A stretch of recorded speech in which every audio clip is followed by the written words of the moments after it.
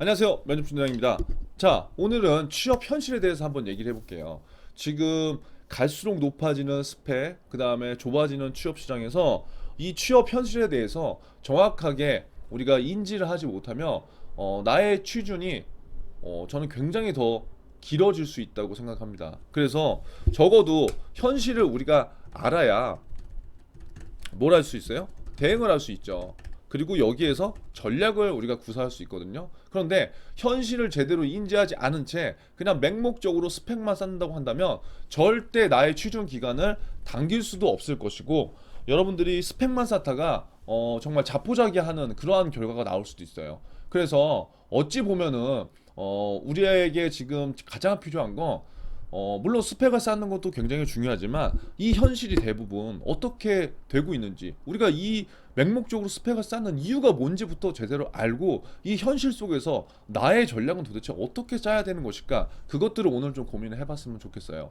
자, 먼저 취업을 우리가 이제 하는 데 있어서 대부분 뭐 중소기업도 절대 나쁜 곳은 아니지만, 우리가 어느 정도 대학 생활을 하고 그리고 뭐 인서울이다 아니다 이제 그걸 떠나서 학교를 졸업하고 직장 생활을 한다면 누구나가 처음에 꿈꾸는 건 금융권과 대기업, 그리고 그 이상의 직장이라는 거예요. 그러니까 그것들을 우리가 왜 원하는지는 여러분들이 더 잘 알겠죠. 뻔하죠, 대부분. 왜? 또 연봉 많이 주니까, 복지 좋으니까, 어느 정도 정년 보장되니까, 나의 커리어가 뭐 연결될 수 있으니까. 그러니까 처음에는 우리가 원서를 쓸 때는 중소기업은 솔직히 생각 안 해요.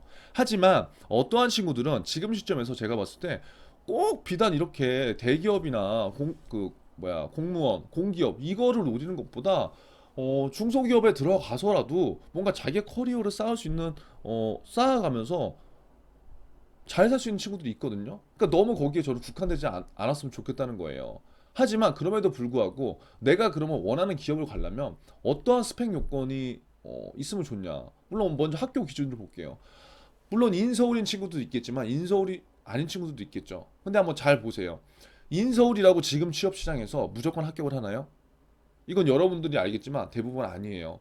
물론 인서울이다, 그 중에서 스카이다, 그러면 물론 기업들도 보는 것들이 동일한 조건이면은 학벌이 조금 더 좋고 학점이 좋고 뭐 그런 것들이 당연히 좋겠죠. 하지만 예를 들어서 뭐 삼성에서는 무조건 서울 4년제 어디 대학 이상이에요. 그런 기준 요건은 없잖아요. 그렇기 때문에 이런 것들을 우리가 실질적으로 받아들이는 거는, 내가 만약에 불합격이 됐을 때, 아, 나는 학교가 인서울이 아니니까 떨어졌을 거야 라는 결론을 스스로 내린다고요. 근데 그럴 필요가 없어요. 반대로 뒤집어서 보면 학교가 인서울이 아니더라도 합격한 친구도 많습니다. 그럼 그 친구들은 왜 그럴까요? 나는 다른 이유가 분명히 있을 거라고요. 우리는 거기에 초점을 맞춰야 돼요. 하지만 우리가 취업 시장에서 일종의 스펙으로 보는 조건은 일단 학교라는 측면이 있죠. 그러면 학교는 바꿀 수 있나요? 없어요. 여러분들이 나온 학교. 그러면 여기에서 스트레스 받지 말고요. 다른 부가적인 조건을 내가 강하게 어필할 수 있는 것이 무엇인가를 찾아봐야 된다는 거예요. 자, 두 번째. 대부분 요즘은요, 토익 900인 친구들이 되게 많아요. 그 이상의 친구들. 여러분들 냉정하게 한번 답변해 보세요. 토익 900이 이상이 된다고 내가 유창하게 스피킹을 잘하나요? 원어민하고 회화가 되나요? 물론 그런 친구도 있겠지만 대부분은 페이퍼 시험이기 때문에 일정 점수를 만들기 위해서 우리가 토익 공부를 한다는 거죠. 근데 대부분 제가 굉장히 놀라운 건 900 이상도 많고요. 800 이상은 너무나 많아요. 그런데 우리가 지금 시점에서 예를 들어서 지금 상반기가 이제 시작되는 시점에서 상반기 자소서를 쓰지도 않은 채 토익 점수를 하루에 10시간씩 투자해서 만드는 친구들도 많더라고요. 근데 보세요. 지금 기업에서 토익 점수로 자격 요건을 만든 기업들은 별로 없어요. 대부분 스피킹, 삼성 같은 경우도 스피킹이 있지만, 그러면 지금 내 입장에서 자소서를 많이 쓰는 게 나한테 뭐 남는 것일까? 아니면 토익 점수를 만드는 게 남는 것일까? 잘 생각해 봐야 돼요. 물론 토익이 700인 것보다 900인 건 좋죠. 하지만 지금 상반기가 시작되고 만약에 하반기가 시작된 시점이라면 이거는 우선순위에서 떨어진다는 거예요. 뭘 해봐야 되냐?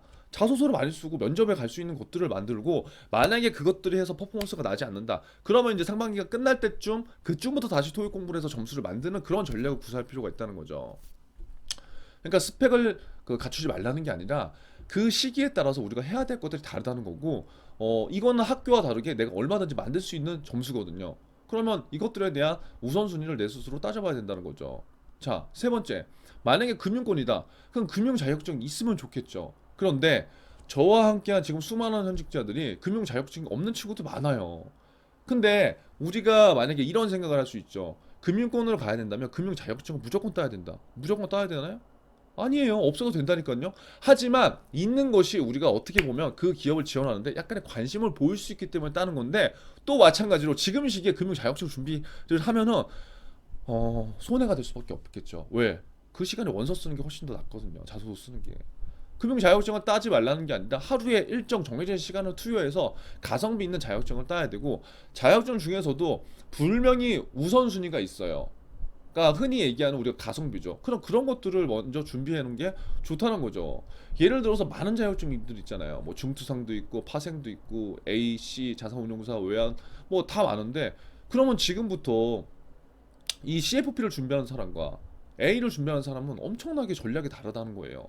A는 여러분들이 알다시피 짧게 가는 전략인데, 이것도 마찬가지예요. 시험 1년에 4번 있는데 지금 시점에서 내가 A를 따려면 당연히 많은 것들을 좀 포기해야 된다는 거죠. 그러면 지금은 만약에 금융권을 준비하는 친구들이라면 이 자격증을 지금 따는데 하루에 10시간을 보내는 게 아니라 오히려 어찌 보면 필기 시험 준비를 하는 게 훨씬 더 효율적이라는 거예요. 왜?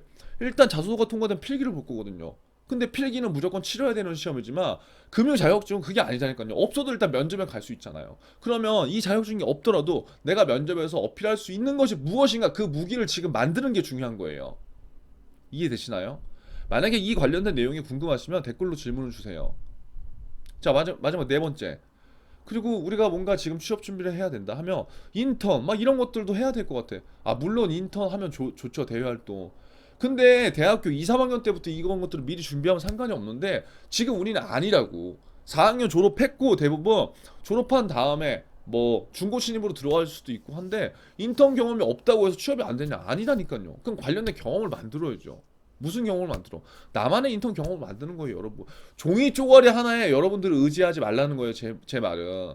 제가 그래서 항상 강조하는 게, 금융권 취업을 준비하는 친구 현장 방문해보라고 하는 거예요. 이건 금융권뿐만이 아니라 일반 취업 준비도 마찬가지예요. 아, 만약에 무역회사다, 아니면 유통회사다, 아니 가보라니까요. 가서 나만의 히스토리를 만드는 게 그 나만의 경험이 되는 거고, 그것들이 면접에서 쓰여질 수 있는 나만의 히스토리예요. 근데 우리는 꼭 자꾸 페이퍼에 지금 의존하잖아요.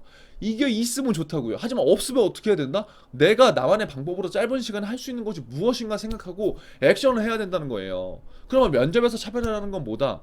내가 직접 해보고 그 경험들을 진실성 있게 녹이고 그것들에 대한 답변을 로열티 있게 녹였을 때 면접관들이 나를 다시 한번 쳐다본다는 거예요. 근데 우리는 자꾸 어필하려고 하는 게, 저는 어디서 인턴을 했어요. 저는 어디서 대외 활동을 했어요. 하고도 내가 한 것들을 포장을 잘 못해. 그러니까 그런 부분들이 상당히 안타깝죠. 하지만 우리가 취업 현실에서 보는 것들은 대부분 이러한 것들이고, 마지막에 각종 공모전에 참가를 했다. 그럼 공모전에 참가한 학생들이 다 취업이 되냐고요? 아니라고요, 여러분. 아니에요. 거기에서 내가 뭘 배웠고, 거기에서 이 내가 지원하는 산업에 어떠한 연계성이 있는지, 그러한 것들을 찾아봐야 돼요. 자, 보세요. 그러면 여러분들이 대략적으로 우리가 지금 스펙이라 하는 것들을 놓고 본다면, 학교는 서울 이상 나와야 되죠. 그쵸? 아이고, 학교는 서울 이상 나와야 돼. 토익은 900 이상 돼야 돼. 자격증 이거 다 따야 돼. 인턴도 있어야 돼. 각종 공모전도 다 해야 돼. 아, 이거 다 되면 취업 확률 올라가겠죠. 근데 이렇게 한번 생각해 보세요. 이거 다 만들어도 내가 100% 취업한다는 확신이 있나요? 없잖아요. 여러분들은 이걸 다 취득하고 이 점수를 다 만들어도 불안할 거고요. 지금 내가 여기서 이빨이 몇 개 빠져 있어도 지금 불안할 거라고요. 그럼 지금 시점에서는 불안한 걸 채우려고 하면 안 돼요. 불안한 걸 채워도 100% 확률이 없기 때문에, 만약에 고시 공부를 한다. 그것들을 다 외우면은 나한테는 어느 정도 확률이 있다는 걸 내가 알죠. 하지만 지금 취업 시장은 그게 아니에요. 공무원 시험처럼 내가 공부를 어느 정도 했을 때, 아, 이 가능성이 어느 정도 나온다. 그게 아니라고요. 그래서 우리가 불안한 거예요. 그렇다고 한다면 뭘 봐야 돼요? 내가 갖고 있는 것들 중에서 더 업시킬 게 뭔가. 이게 얘기하는, 흔히 장점을 더 강하게 만드는 전략을 세워야 된다는 거예요. 첫 번째, 이러한 스펙을 다 갖춰도 100% 취업이 안 됩니다. 안 되는 게 아니라 확률을 100%라고 얘기해 줄 수 있는 기업은 단 한 개도 없다고요. 근데 여기에 이렇게 다 투자할 거예요? 그리고 이것들을 다 하는데 시간이 얼마 걸리겠어요, 여러분? 적어도 1년, 2년 이상 걸리지 않겠어요? 근데 100% 확률로 주지 않는데 여기에 왜 이렇게 시간과 여러분의 열정과 에너지를 쏟냐고요. 그 시간에 제가 전 영상에서 나온 방향성부터 다시 설정하고 그 목표에 맞춰서 여러분들의 길을 가야죠. 그리고 안 돼 있는 거를 지금 맨 밑바닥에 있는 것들은 여기 여기로 보면은 여기 맨 밑바닥에 있는 것들을 중간으로 맞추려고 하지 마세요. 여러분들이 갖고 있는 이 중간을 더 업시키려고 하는 전략을 구사해야 돼요.